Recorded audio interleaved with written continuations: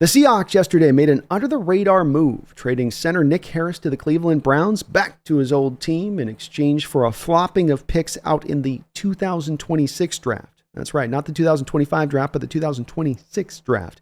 The Seahawks are going to send over a 7th-round pick to Cleveland, and they're going to get back a 6th-rounder in return. In addition to this, the Seahawks are going to save about $1.4 million on the cap this year, though they do eat $1 million of dead money.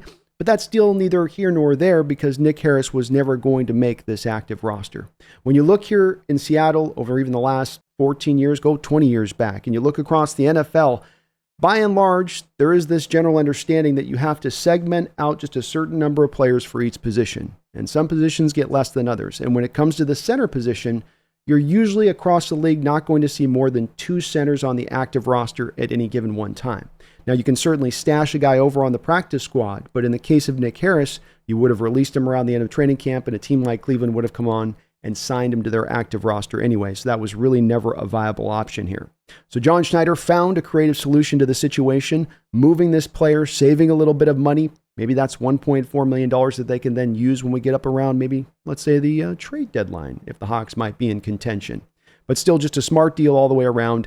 Not going to move the earth as far as the draft capital you're getting back in return.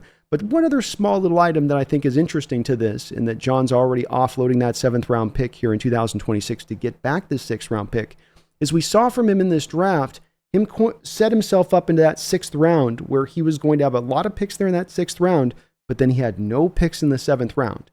And I've got a theory on this that maybe perhaps he sets that up on purpose so that he can get onto the phone lines, start burning up those phone lines with all of those agents and talking to those guys who he thinks are not going to probably get drafted, and maybe get out ahead of the line, get ahead of all those other NFL teams who would be making those calls, because all the rest of the other NFL teams are busy, still in the midst of the draft, still trying to finish out their final pick or picks, with how some teams will have multiple picks in the 7th round. So maybe just a little smart way John's found a bit of a advantage in this process by getting out of the 7th round, still having his total number of picks, but then being able to burn up the phone lines and get those prime undrafted rookie free agents in-house. And it certainly wasn't too bad of a haul this past season.